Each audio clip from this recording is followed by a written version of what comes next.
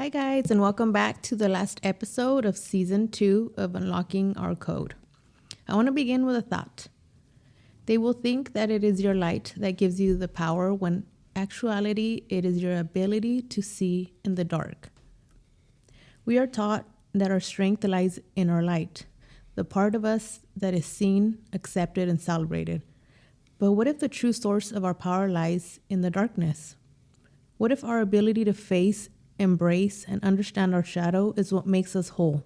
Today, we're going to be exploring the journey of our shadow, the part of us that we were taught to suppress, fear, and hide. We'll talk about what our shadow is, why we resist it, and what happens when we accept its invitation instead of running from it. So let's begin. Hi, TV. Hi. I'm back. Did you miss me last week? Yes. I know. You guys had such a good episode, and I was listening to it, and I was like, man, I wish I was there for that one. I mean, it was good. It really made me reflect on just the whole parenting, the way I can really share things with my kids and how I can be. So I really liked it. I enjoyed it. Yeah, it was good. It was definitely a good one.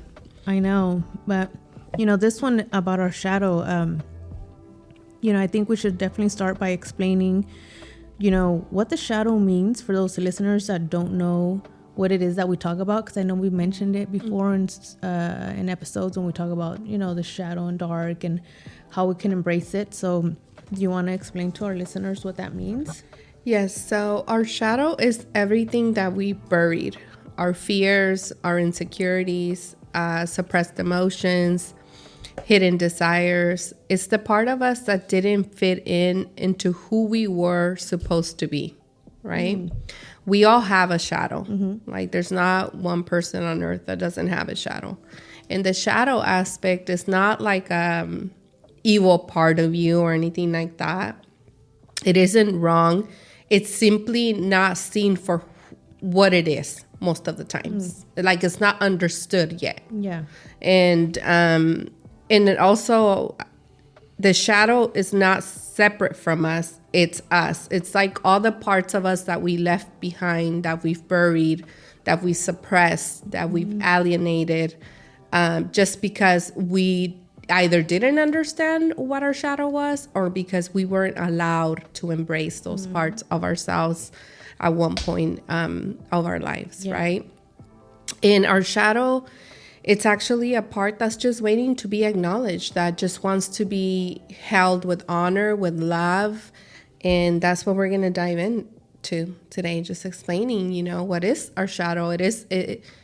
What we went through, what it is. But it's a word that's out there a lot right now, especially in social media. So what we do want to do is bring awareness to dive deeper into like a few of its parts that it for sure.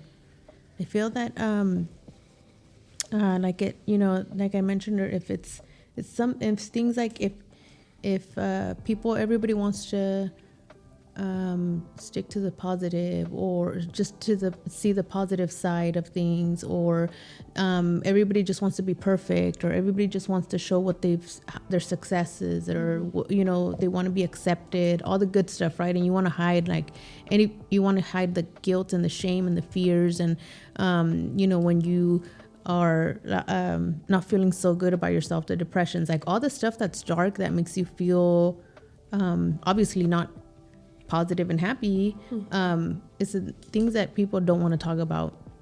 And so I'm pretty excited to just jump into this one. Yeah, so I have us starting with just awareness of our journey, right? Of our shadow, and how having awareness of this aspect is the first part to embracing our shadow, right? Mm-hmm. For me, for example, I could give examples about my own journey. At the beginning of me discovering my shadow self, I was in a place where I was very confused because I had all these different emotions coming up at that time, like anger, sadness, guilt, shame. I would say that those four were like primary emotions that I felt at that time. However, when these emotions used to come up, I didn't know what to do with them. Yeah. They were just emotions that kept coming up and coming up and coming up. And they were like my daily emotions that I would like be vibrating at most of the time. However, the confusion came from me not knowing what to do with the information. Also years of suppression, like just, okay, like I feel sad, but let me bury it and let me numb it. Let me not look at it. Let me avoid it. Let me run from it, right? So years of doing that just led to more and more confusion. I also seen that I hated those feelings. Yeah. And when I say I hated those feelings, it's like I hated my own darkness. I hated my own darkness because I felt like there was something wrong with me and I couldn't pinpoint what it was, right?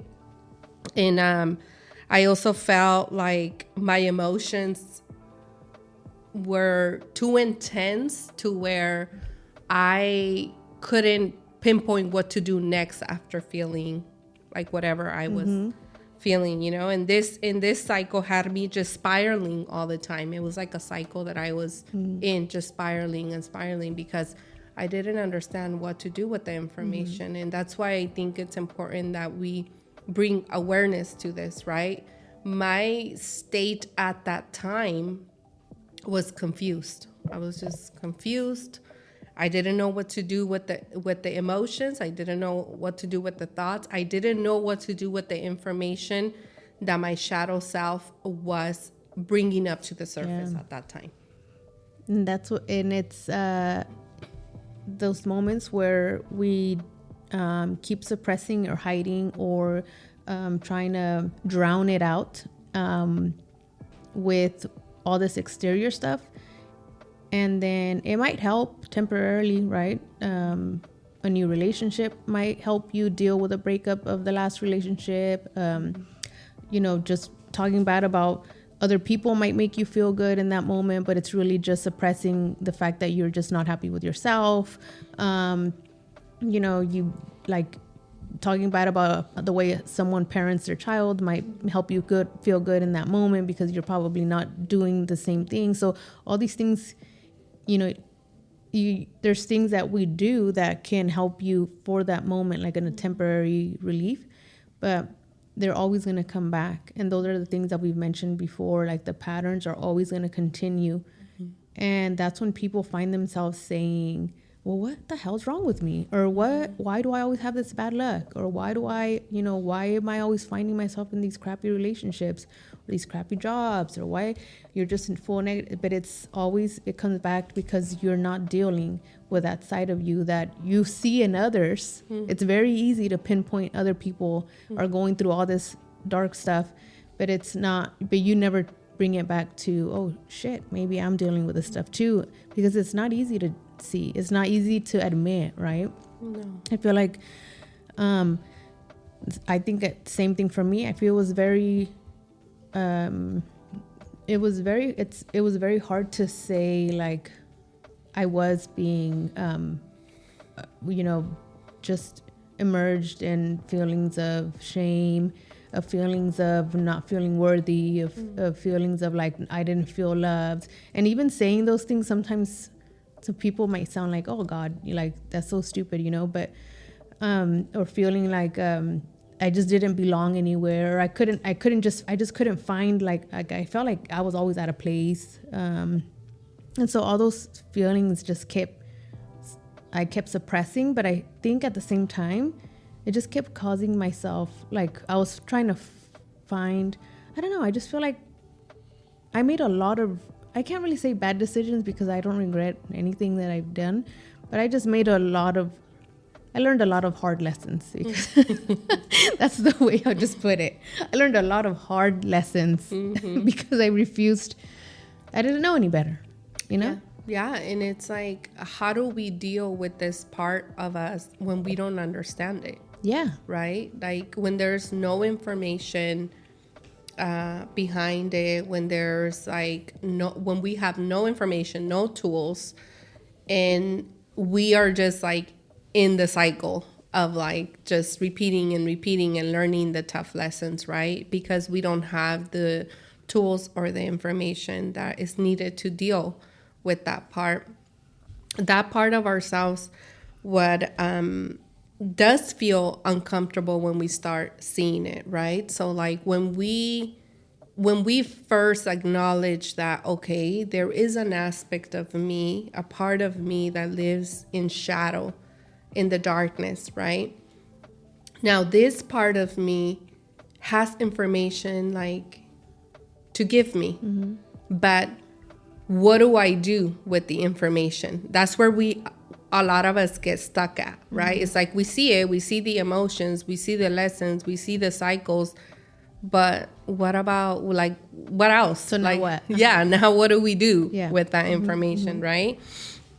And at the beginning, what I have here is that when we first see our shadow, it feels uncomfortable to see the information, because at the moment that we first see our shadow, we see parts of ourselves that have been buried for a while, right? Like we'll see our anger, but now you're not just seeing anger. Now you're seeing the reason why you're angry, right?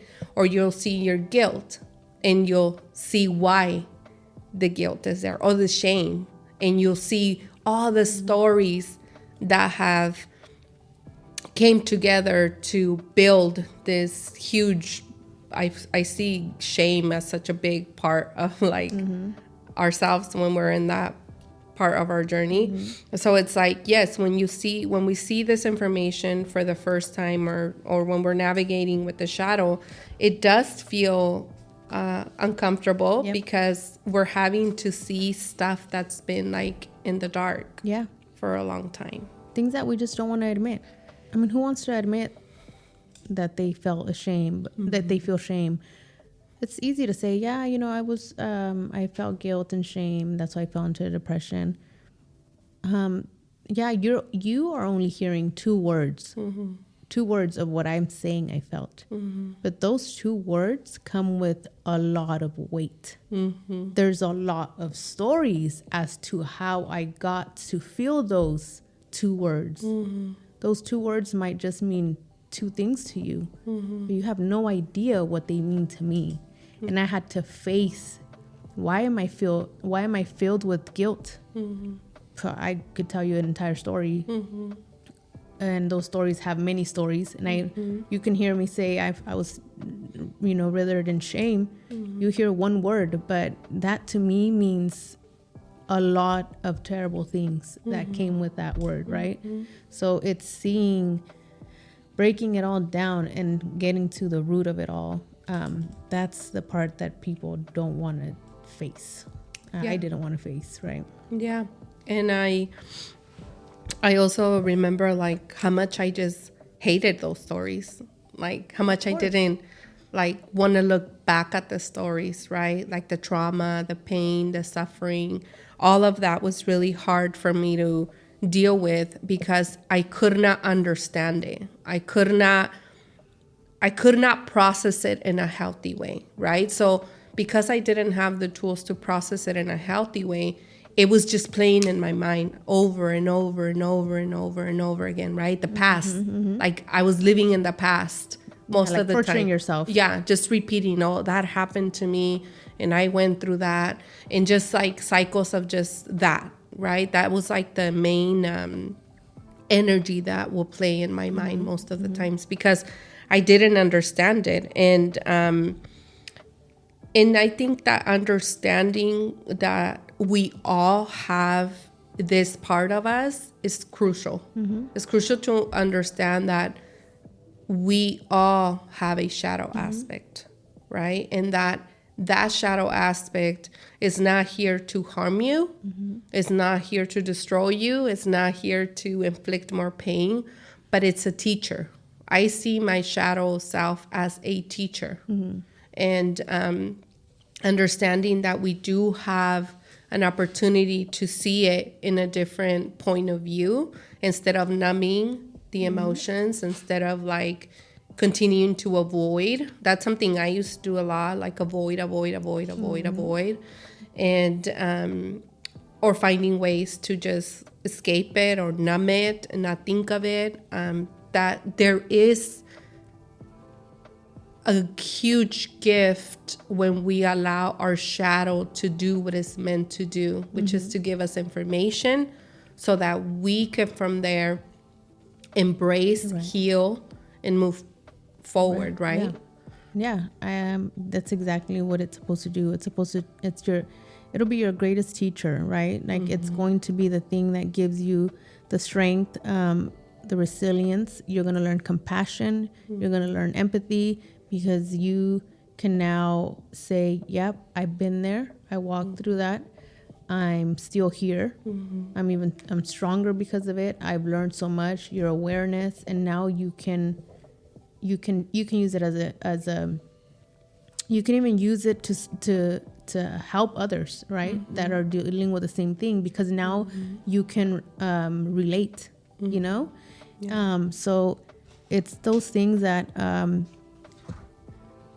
that some people rather just swallow it and just drink it away, or, you know, numb themselves with like other things, or, you know, fill themselves with rage and anger, and instead of just saying like, yeah, that did happen to me, and take a moment to sit with it, and instead of hating yourself for it, you know, or instead of being embarrassed or feeling, I think a lot of it has to do with that vulnerability state of mind. Nobody wants to be vulnerable and be like, I don't want people to feel sorry for me. It's not even about feeling sorry for you. You know, if people it's not sympathy, it's empathy. You know, people are empathizing because they've been in the same road and they're down the same path. And so, but yeah, I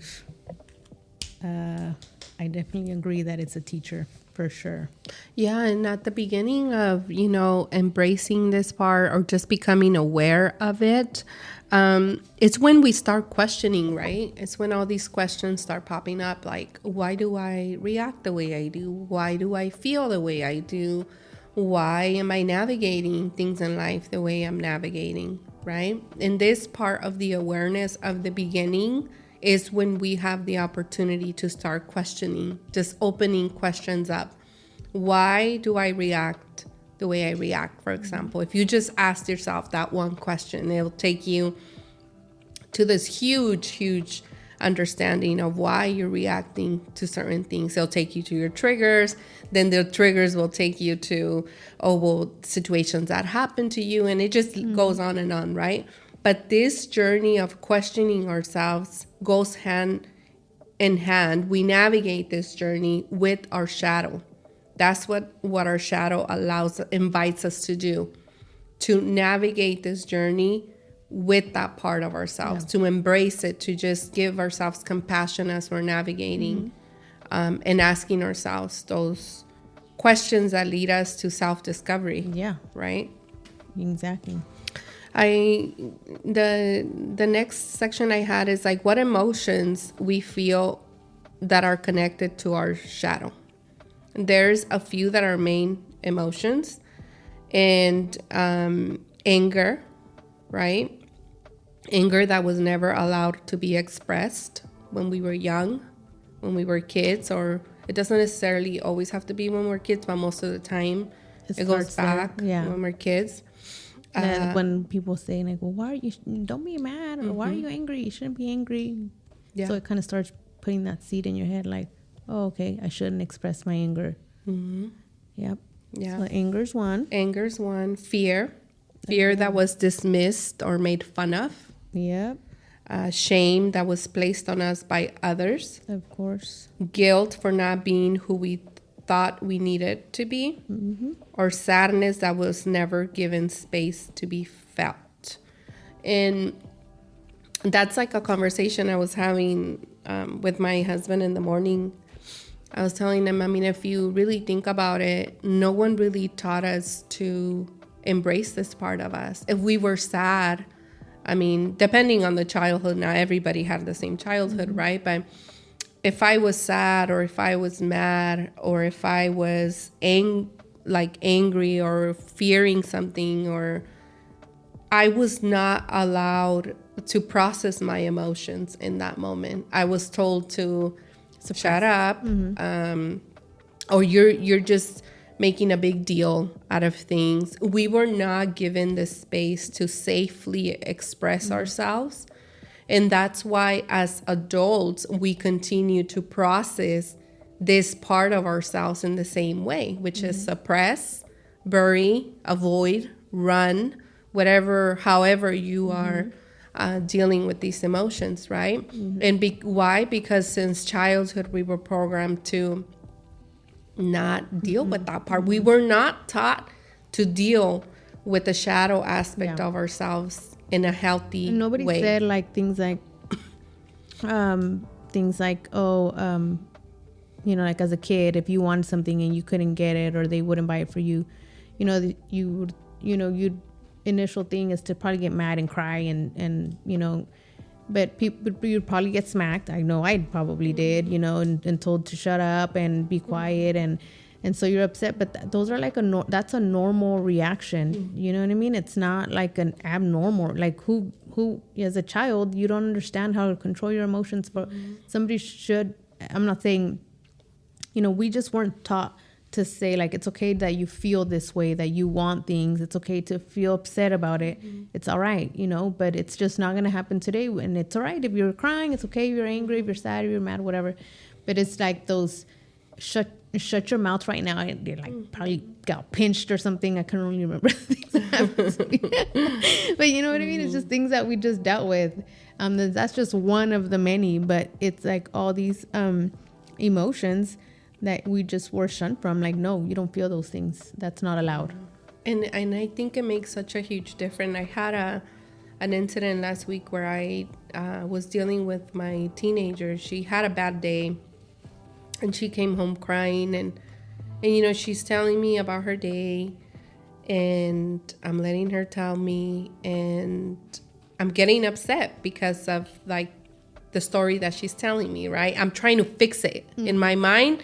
As she's telling me the story, I'm like, how do I fix it? How do I make her feel better, right? But then at one point of me having a conversation, I caught myself. I'm like, why are you trying to fix it for her? It's like, teach her how to process it, that it's okay, right? So at one point, I stopped myself and I said, it's okay to have a bad day. It's okay for you to be sad. Like, it's okay. So I was validating the way she felt. Yeah. Instead of trying to fix it, I caught myself and said, no, like, teach her how to process that it's okay, because when she's an adult, she will also experience difficult moments. And her knowing that it's okay to have bad days, that one day doesn't define her, doesn't define her future, that we all have bad days, right? So instead, I pivoted. Thankfully, I got aware in the middle of that and told her that. And when I told her, it's okay for you to have a bad day, to feel the way you do, you can immediately sense she took a deep breath and it just lifted. She didn't need me to fix it. She didn't need me to give her advice. She just needed space to feel her sadness, to feel that she was having a bad day without me needing to fix it. And or react or like, tell her, get over it, you're exaggerating, or be mad at the people that had something to do in the story, right? So it's like the same.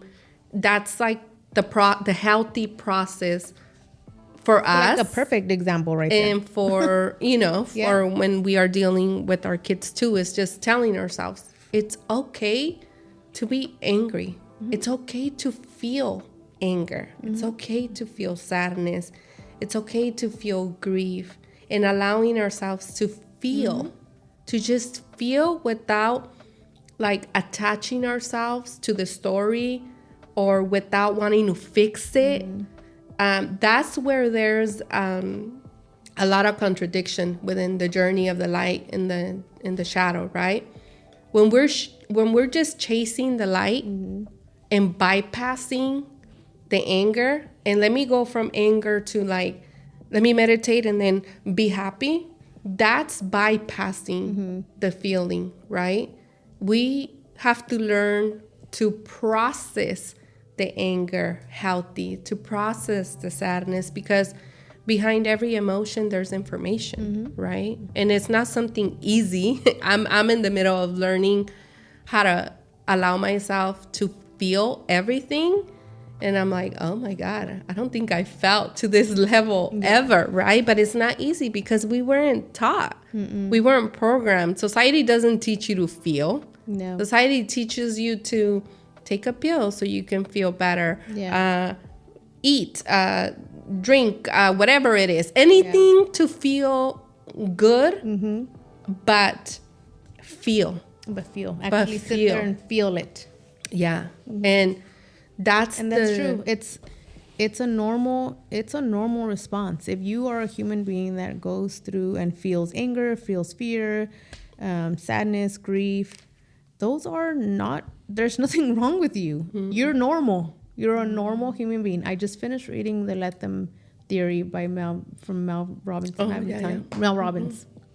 And that's exactly what she said.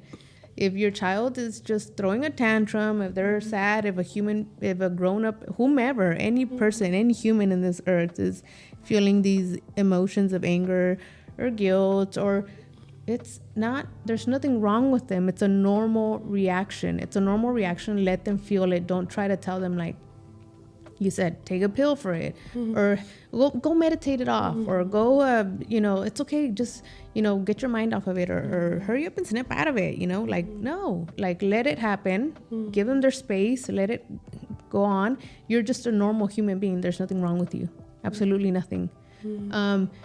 But unfortunately, because our parents didn't know any better, and I can speak for myself and many others, but for myself at least, these things were like not allowed. So then it makes us feel like we're doing something wrong, and then and we just never learned. And as adults now, we're still showing these signs of anger and fear, but now we're grown-ass people who are still having these strong emotions, and now we have to figure out how to deal with it. And the problem before was probably not getting a toy, or I don't know, you have to go to sleep already, or whatever. And now the problems are not that small. They're actual big grown-up adult responsibility problems, and so it's just a lot harder, but the feeling is still the same feeling. Yeah, and it's not, and I think that we're so used to pinpointing the emotions or the feelings as the cause of the big issue. Like, like my sadness is the problem, right? But no, it's not the sadness. It's that we don't allow ourselves to feel the sadness, because the emotion's only meant to last a couple minutes. Yep, that's it. But because we suppress it, we could carry it for days, minutes, weeks, years, or until you die, right? So it's like allowing ourselves to feel. It's like the main, just let it happen. main things, right? Emotions are not meant to be trapped. They're meant to be understood. They're meant to be processed. But I think it's new information. I feel it like, it sounds easy, right, to explain it, but is it? Because it's not easy to feel. It really isn't. If you sit and feel and really, really allow just to self to feel, it is a journey to allow yourself to just feel. For some reason, we want to just get it over with really quickly. It's at least for me, feeling has been a very scary place for some reason. Like it's crazy how much we avoid this part, or that we're not even conscious that we're avoiding to feel, right? But until it's all brought up, smacks you in the face, and you're like, oh my God, what is this? And I think the next part I had is, why are we programmed to shame, fear, and suppress this part of us? Definitely feel that all of it has to do with the way we were raised. I mean, just thinking about this whole, this whole episode, I had to sit, I had to kind of write down all these things. It took me a while because I felt like I had to go back And I think there's so many things that I blocked out, that I blocked out from my childhood that I just can't remember. I can't remember a lot of parts from my childhood. And so I need to figure out why, or try to understand where it comes from. But there's a lot of things that I did what you just mentioned earlier, like try to figure out where is it coming from, what is it attached to. Okay, like, I could say, I felt I feel like I was, for a really long time in my life, I felt like I needed the feeling, I wanted to feel loved, right? So where did that come from? And I was like, well, it wasn't from like my failed marriage. Not really, no. It's further than that. It wasn't from like an abusive relationship. It wasn't. It's further than that, right? So I just had to keep going and going. And so doing that work kind of helped me remember a lot of things from my childhood. And then I was able to kind of pinpoint back to like where it was planted, where that feeling of I need to feel loved, I need to feel connected or belong somewhere. I was able to pinpoint to where it was connected, right? And it does, for me, bring it back to, it's always been in my childhood. It's always been something that happened in my childhood that, because I wasn't allowed to express it, or I wasn't allowed to, or I just didn't know how, or, my parents or my siblings around me didn't know how to deal with that either. So again, it's like I put it on this backpack that I carry with me for the rest of my life. And it just tagged along with me for every stage of my life. And here I am, 41 years old, and I'm unpacking things out of my backpack, and I'm carrying this thing out, and I'm like, oh shit, this is where it came from, And it started when I was a little kid. So it all goes back to that, and just because, again, just how I feel that the space wasn't there, the people that, my parents, my family members did not know how to deal with anything like that. Not because they're bad people, just because they just didn't know any better. And didn't have the tools. Yeah. And for me, that's where a lot of this comes from. A lot of these things that I think, it's a lot. It's a lot of feelings. Like I'm looking at all the words that I wrote, and I'm just like, yeah, there's so many of them. And I think that I have not unpacked them all, for sure. Yeah. I mean, it's a journey, right? I think that our sure. the journey with our shadow just evolves. It keeps evolving and evolving and evolving. That's what I noticed through these 5 years of being conscious of it. It's like it just every year it evolves. It evolves and evolves, and it's like I don't think it'll ever stop evolving. I think every year we'll learn more and more about that part of ourselves. I feel like one of the big ones that kind of sticks along with a lot with me, and I didn't realize what it was, the imposter syndrome. Okay, it's funny how that word gets mentioned a lot, like at the time where I was working, right? Imposter syndrome. I dealt with it a lot. If I really think about what imposter syndrome is, just feeling like I didn't belong where I was. I wasn't good enough for the position that I was in at the time, and the career that I was in, right? I felt like I was never good enough. Like, I don't belong here. Like, if these people only knew that I don't even know what I'm doing, And so, and then I remember at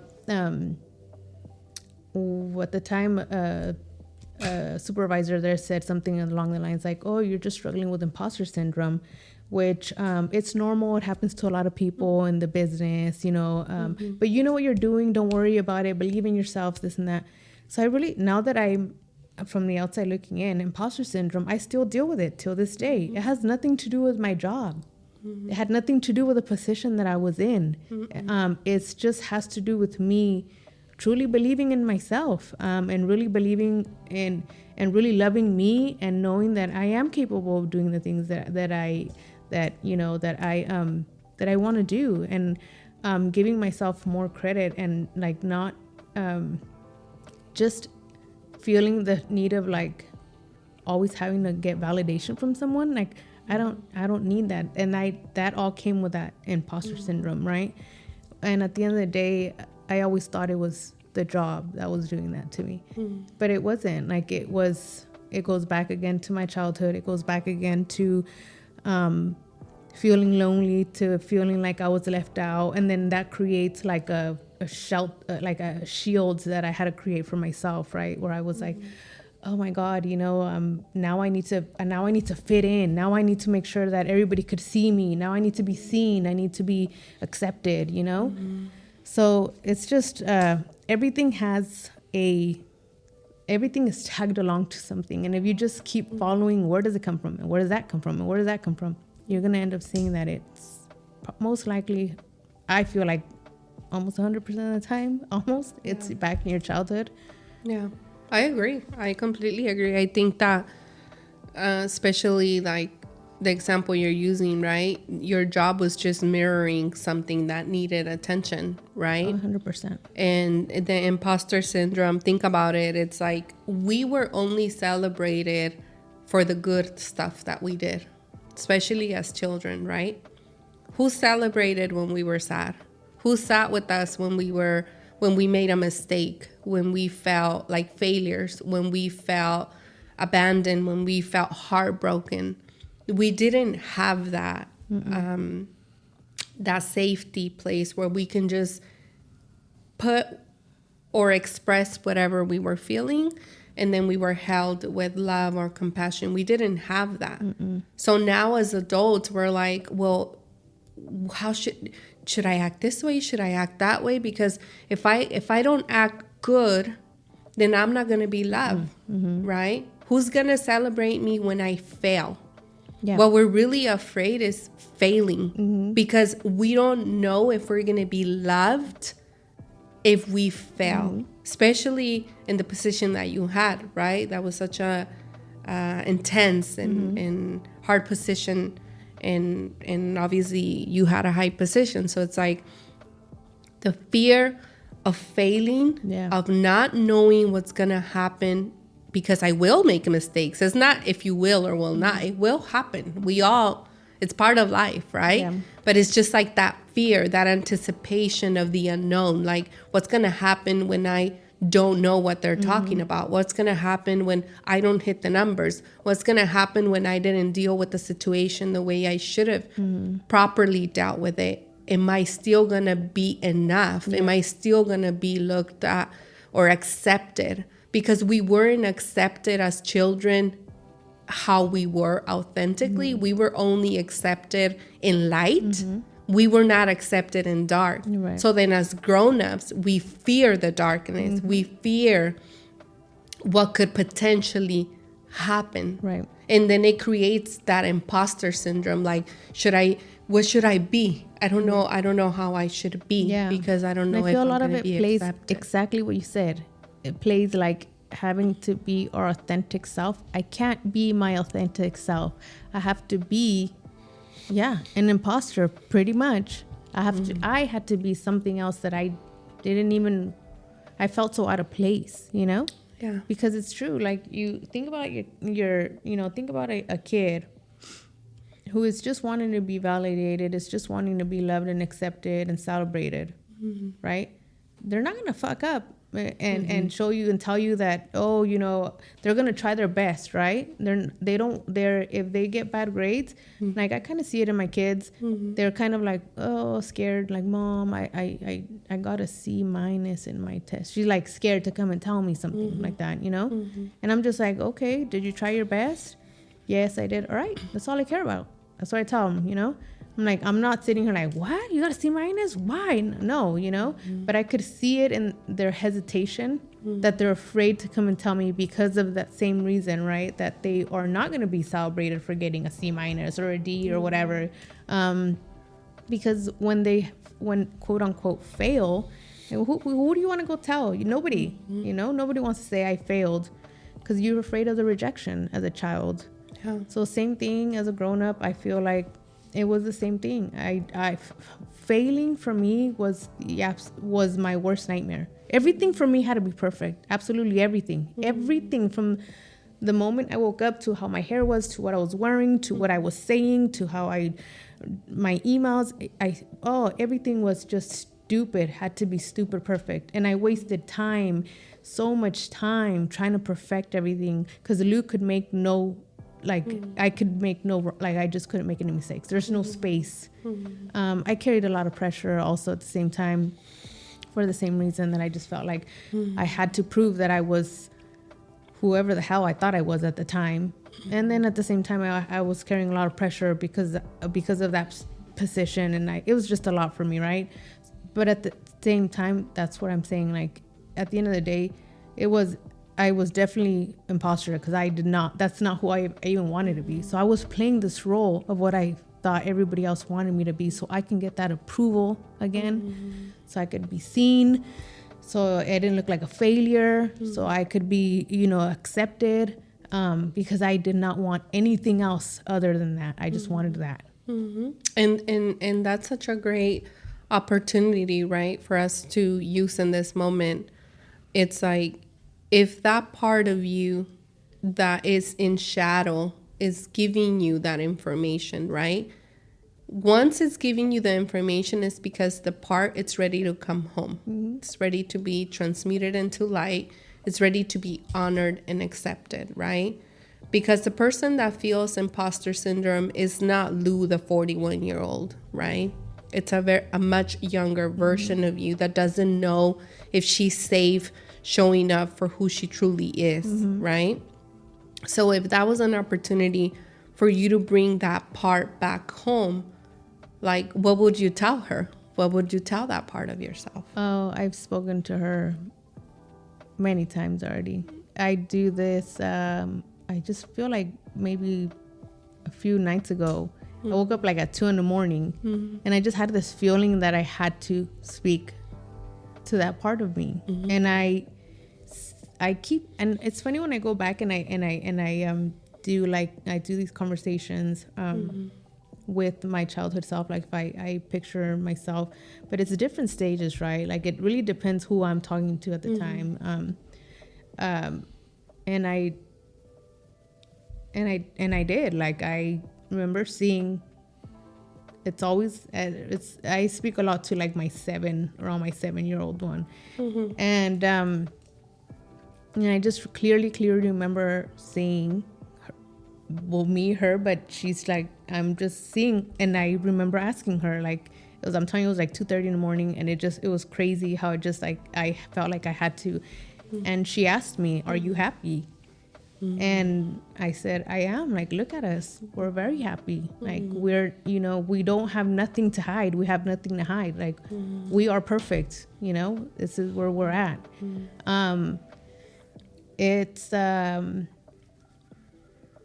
think it's like nothing to hide part. Like, it was just, that was a lot. I think that was a lot for me as a child. I felt like I had to lie about a lot about my life. Because I feel like I carried a lot of shame myself because of the things that happened to me. So I didn't know how to work with shame. So it felt like it consumed my entire life. I didn't know how to, like, separate it, right? I mean, I was young. I was like under 10. So what I did was, I felt that then I kind of like went into like a fantasy land in my life, in my head, of what I wanted my family to look like and what I wanted my home to look like. And I would say these lies to my friends of like what my life was like, because they weren't really coming over or anything, but, and I did have some friends, but the ones that kind of lived close by, they really knew, but the other people just didn't. And I remember lying a lot about like what my life was like, and saying what my parents used to drive, because I was even ashamed. I was ashamed of where I lived, or the cars that we drove, like so many things, I remember one time I actually told, because I didn't have birthday parties growing up. I remember telling my teacher one time in class, because somebody was talking about her birthday party, and I remember saying like, oh, I'm gonna have a huge birthday party, it's my birthday coming up, and I'm gonna have this huge birthday party, and we're gonna have this and that, and So they're like, oh, how cool. She was like, that's cool. It was the most embarrassing thing. I was riding my bike outside and my teacher's pulling up with a birthday present. And I was like, I just wanted to go hide in a hole. And I just couldn't believe it. And I was like, oh my God. And she's like, hi. And she starts parking by the house. And my mom comes out. And I just didn't know what to do. And she was going to my birthday party. There's nothing going on in my house. I mean, it was my birthday, like around that weekend was like my birthday. There's nothing happening. Yeah. And she never mentioned it to me. Like, she never said anything. She probably like knew right away. But those are the things that I'm telling you, I played out in my head, right? But I think that shame was it carried a lot of weight and all through my life, like until just recently, right? And it's not because I'm ashamed of my parents. It's not because I'm ashamed of my family just to, put it out there. It's not. It's just growing up, a lot of things happened to me, and I've mentioned it before. And definitely I think like going through sexual abuse just completely, at the time, I felt like it definitely, it defined me at the time. It defined me as a person because I couldn't tell anybody. And I felt like if I did, I definitely was going to get blamed for it. And so knowing that made me feel like it was my fault, right? So then I carried that shame, and then everything around me turned into shame, right? And so that's the feeling that I feel that's where it all came from. So I think from then, my whole life turned into something else. I just wish it was just something else. And I think that's where my feelings of being alone always came from, because I just, like, terrible things happened. So I carried that by myself, along with the guilt of feeling like it was my fault. And then along with not being able to explain it to anyone, and then not trusting anybody, and then just feeling super alone, And that's the shadow that followed me till forever, till now. It still follows me, But learning that now, knowing that that's where it comes from, and being able to embrace her and tell her, like, we're fine, like, we're good, we're happy, and we can be ourselves. Like, this is our life. Like, look at our life, we're good. So that's one big piece of my shadow. And that shaped me. Like, I mean, it shaped me into my teenage years.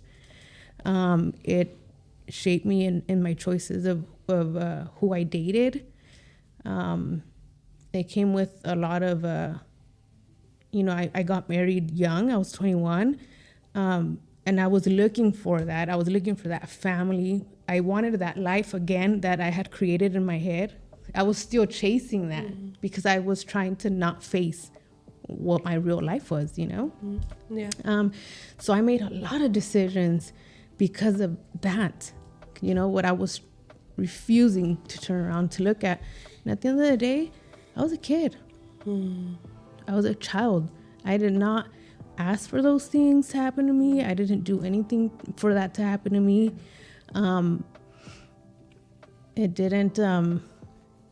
It wasn't my fault. And I carried a lot of anger. After that, I carried a lot of anger. I carried a lot of resentment. And I allowed a lot of that stuff to continue to happen to me. As I grew up, as I was a teenager, as I got my first job, I ended up still falling into situations where I was still sexually abused, even at 16, 17, 18 years old, by men in power, right? It still continued to happen because in my mind, it was my fault. Like it's at one point I remember even thinking like, I'm a woman. These things are supposed to happen to you. Like, that's what you're here for, So a lot of those things I carried with me.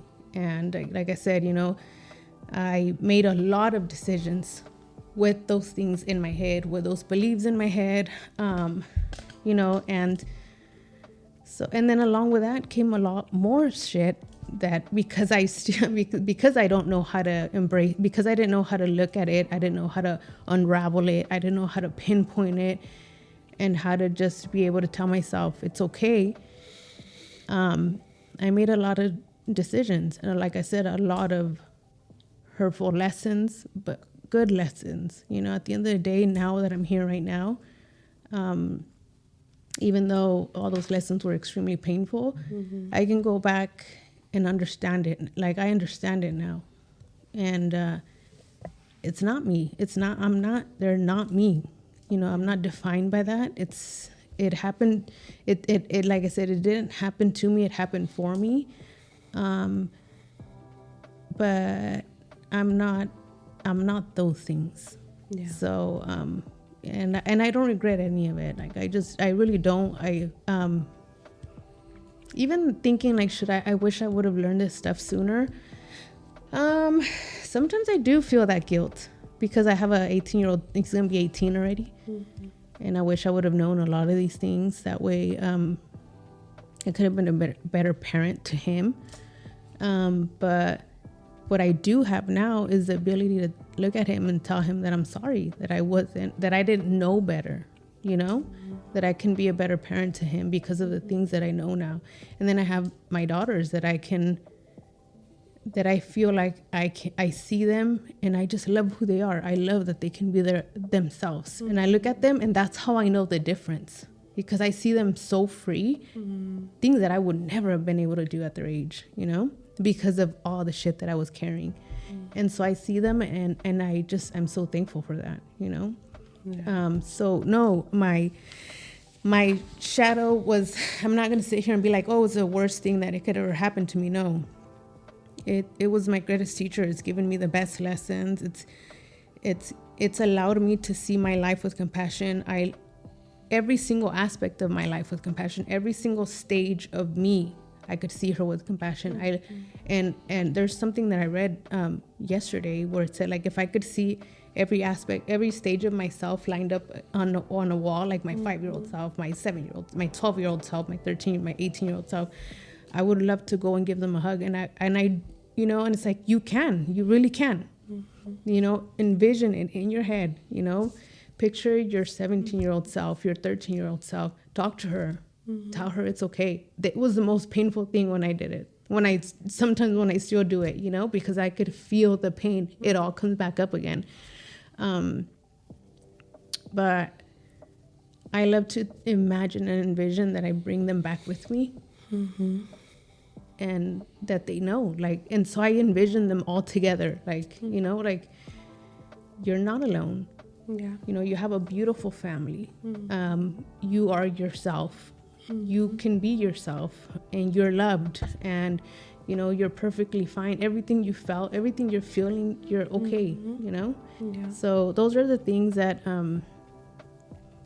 that I want to say when it comes to the shadow. Like, that's how deep it needs to be. Yeah. Yep, exactly how you're saying. There's no bypassing this part of the journey, right? It's like everything you explained right now. It's like a part of our journey when we're in training to become who we're meant to become. It's a very painful part of the journey because we go through so much, right? There's abuse, trauma. I mean, everybody has their own way of going through this part of the journey, but it's a journey that I think every human has to go through on Earth to experience what the dark is like, right? What it feels like to feel sad, what it feels like to be traumatized. Like, as sad as it sounds, these are parts that we came to very much experience on this journey on Earth, so that those experiences can one day support us in becoming who we were meant to be all along, right?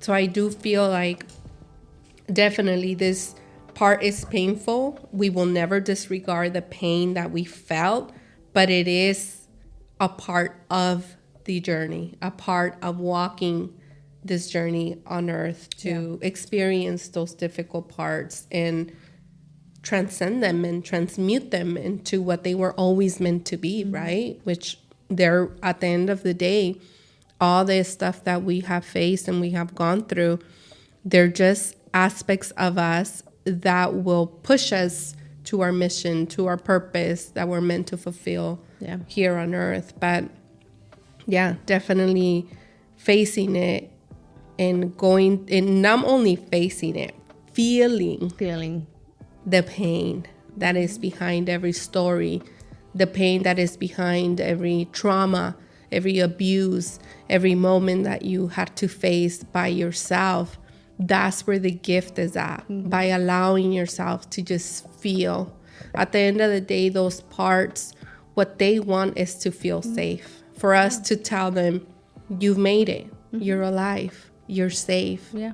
And I will give you and be here for you in every single way that you need me to be here for you, because you're not alone. You're not alone anymore. Those parts are just wanting to come back home, to be honored for what they went through, to be fully accepted regardless of what happened, and to just be embraced, right? If we bypass the pain of the trauma, if we bypass the sadness and the emotions that come with that, we will just be on a loop that just keeps going, and we keep repeating lessons until we allow ourselves to feel what's behind it, until we can see all the pain in front of us, right? And just embrace it with a big hug so that it can come back home. Yeah. Right? When we are separated from those parts of ourselves, that's what causes the pain.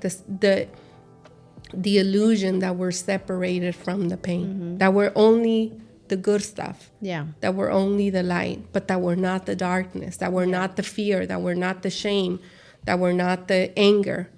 Is embracing all of it and admitting to ourselves that we are all of it. Yeah, we're all of it. All of it at once, right? And so I just think that, that's a very profound, like the way you explained everything was amazing. I mean, it hit many points, and I feel like it's a great example so that the listeners can understand what the shadow is, how it functions in reality, how it plays, how we make decisions from that place, how it plays out in the big, it does. in our reality. And it still does. I mean, I'm still, till this day, I'm still a work in progress. I still deal with imposter syndrome, because now, I don't work for this corporate company, but I'm now have my own business that I'm most of the time questioning myself, like, oh my God, am I good enough to do this? I see these people, I see a lot of people, reach to go great lengths and reach big things in their business. Am I that good enough? Like, can I really do this? So I still struggle with all those things. I have the moments of doubt, but I've learned so many things. I know where it comes from now. I can now sit there and be like, okay, I know that we're still in fear. I get it, but I'm no longer hiding it. I don't care. I'll tell people left and right. Like, it's scary. It's scary. The scariest things I've gone through is quitting a 15-year career where I was the breadwinner, where I felt like everything was depending on me, and then just saying, I'm going to quit, and I don't even have a job to go into. You know how many people told me I was crazy? You know how many people told me, what are you doing? My boss told me, my boss at the time said, think about your livelihood. Think about your kids. Like, the money you're making, like, what are you going to do? And I was just like, I could sit here and just think about the money and go back and just drive myself crazy, be miserable, probably end up getting a divorce. My kids don't even know who I am. I don't even know who they are. I have no connection with them. You don't even know who you are. I didn't even know who I was, which is, to top it off, that's the worst, and for what? Just so I could make everybody around me happy, because Lou still stayed in her job. So yeah, I know a lot of people were like, wow, she's crazy. I really don't care. At this point, it doesn't bother me the way it used to bother me before. But I definitely can embrace my darkness. I could talk about so many things that have happened to me. And I'm not ashamed of any of it. Like none of it. Like I'm not ashamed of it. I can say things. There's just so many things that I can speak on, and I'm not. It's fine. That was me. If you want to judge me for what I told you, for what I said about you, for what I said about myself, what I went through, then you have something to figure out on your own. And it has everything to do with you. It has nothing to do with me. But I don't judge myself at all. It's my life. I'm not ashamed. It's my story. It makes me human more than anything. I learned empathy. I've always been told that I have a lot of grit. I've always been told that I have a lot of resilience and that I'm persistent, that I always bounce back. I never understood why people would say that to me. And then at one point I used to say, like, that means that I've gone through a lot of terrible shit and that I could survive.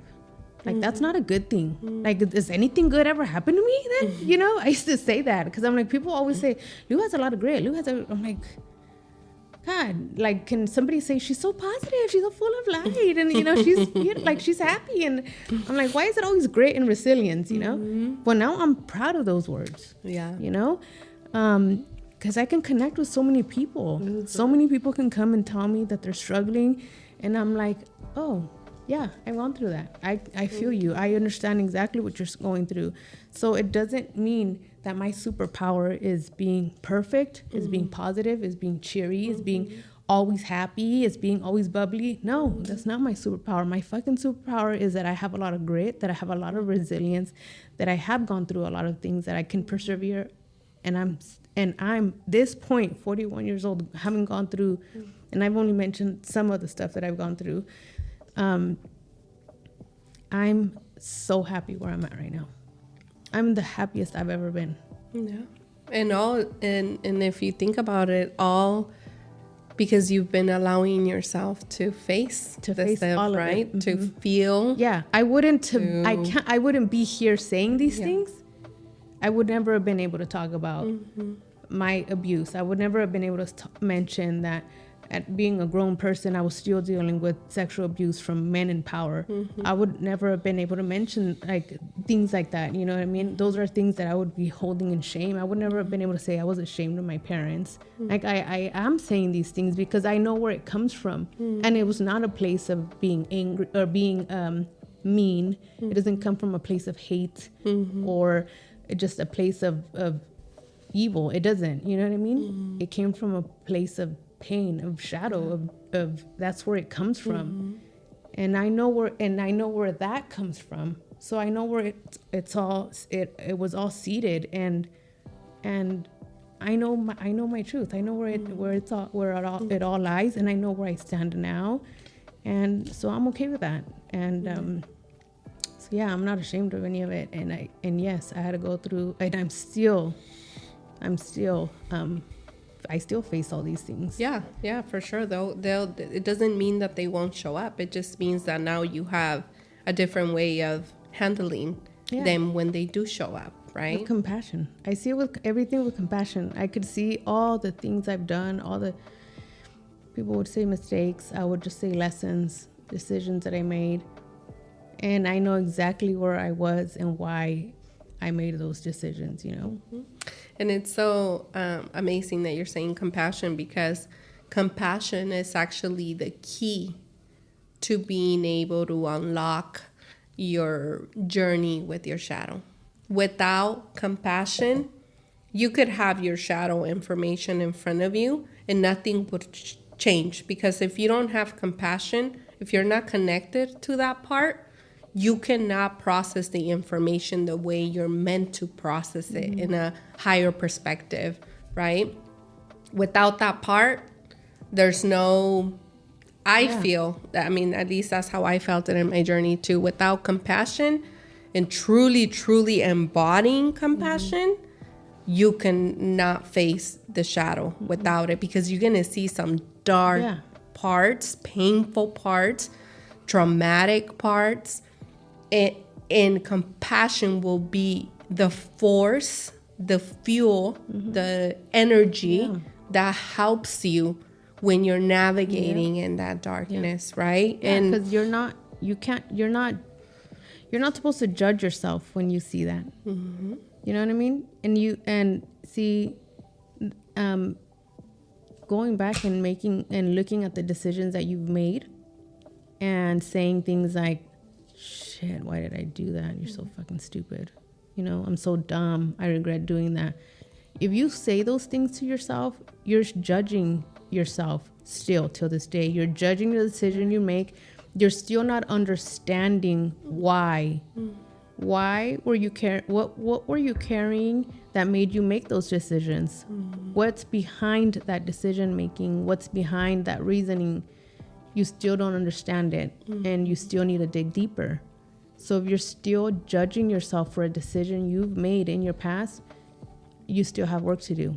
Yeah. Once you stop judging yourself because you've already understand where it comes from, all you're going to feel is compassion for that person. You know, you're no longer going to feel like you're going to judge yourself. You're no longer going to feel like a regret. You're going to understand it. And then you're going to say, all right, I get why that at that time that decision served me a purpose. It was doing something for me that I needed at that time, right? And so that's where I've come to a realization for myself. But more than anything, it helps me see other people. When they make a decision that I don't agree with, yeah, probably for the first 3 seconds, I'm like, what the hell? Why would they do that? You know? But then I'm just like, oh, hey, it's probably this, it's probably that. I wouldn't understand it. It's not my shoes. But it's okay. So you stop being you're not as reactive. Yeah.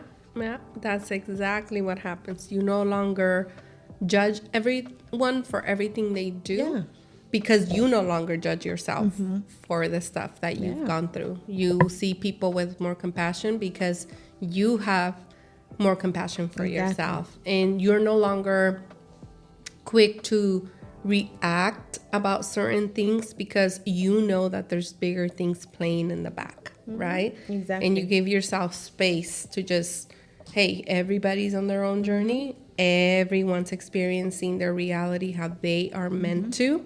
And who am I to judge or to try to change anything that they are meant to experience, right? Exactly. And it's like, I think that's really powerful. But yeah, this is just like an invitation to just unlearn everything you've learned about your own darkness. This is like a point in your life where you can continue to see your darkness, how you've been, and that's okay, right? Or make a decision to now look at it and embrace it and have compassion for all of it, right? Our shadow isn't here to hunt us, it's here to teach us. Remember that every suppressed emotion holds information. Like, for example, our anger shows us where our boundaries were violated. Our sadness shows us where we need healing. Our fears shows us where we abandon ourselves. There's always information behind the emotions, behind the stories, behind the shadow. And learning to listen to it instead of fearing it, it can just, it's a whole game changer, right? Our shadows, it's here to be our teacher.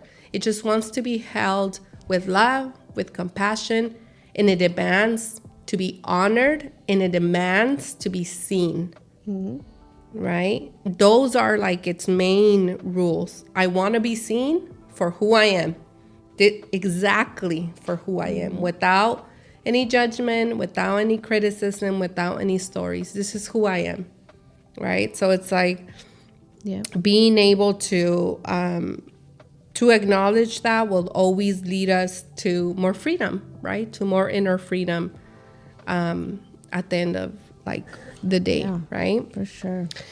And the last part is just reconciliation with our shadow, right? When we give ourselves permission to reconcile with that part, like Lou said, honoring all her stories were part of you reconciling with your shadow, right? Making peace. I'm here to make peace now. Like, I want peace. Yeah. Right? And when we give ourselves permission to look at the information with love, to feel it, to honor, to have compassion for the decisions we have made when we were in our shadow, it's just everything feels lighter. Yeah. We feel more free. There's more peace. And when you can deal with the first part of your shadow, right? When the next part comes, hey, you're ready to face it, right? You have the tools. Some parts are easier to navigate than others. But once you've held yourself with compassion once, you will do it again. Yeah. And that's the beauty of it. That once you see the light behind it, once you embrace yourself through the whole process, every time it shows up from then, you'll have the tools to like navigate it, right? Yep. Exactly. Things just seems, a lot of things in life are gonna come. We don't know what we don't know what it's going to be, what's gonna be the next time we're down and out. But once you have those tools, things it becomes easier. It really does. So yeah, for sure. So it's just an invitation to surrender, to simply allow the information to flow, and just embody compassion, right? At the end of the day, that's really what the invitation is. It's here to teach us, to give us an opportunity to embrace our whole self, all of us, all the darkness and all the light, because we're all of it. Without light, there's no darkness, and without darkness, there's no light. There's got to be a balance of it all, right? Yeah. An embracement of who you are, no matter what has happened, and no matter what your stories have been. yeah, find your beauty in your mess. Yes. Oh, yeah. And that's the invitation that we have invited you to join if you choose to after this episode, right? Yep. Yeah, and definitely thank you for sticking with us for this episode. It was therapeutic, like always. Yes. We hope that it helps you guys. We hope that you guys can take something away or relate to something. Please send us a DM, messages. Let us know if there's anything that resonates with you guys, if there's anything that you guys want to share, anything you guys want to hear us talk about. You can find us Unlocking Our Code podcast. You can find us on Instagram. And give us feedback. Let us know what you guys think. We would love to hear from you guys. Thank you to those that have sent us messages. We appreciate it. And we'll see you guys. Well, actually, this is actually the last episode for the season. So if you guys haven't caught up with it yet, we're going to give you some time to catch up. And then we're going to be coming back with, oh my gosh, Season 3. Unbelievable. Yes, we will. We'll be coming back. So just pay attention. Look out. But thank you guys so much. Thank you. Bye. Bye.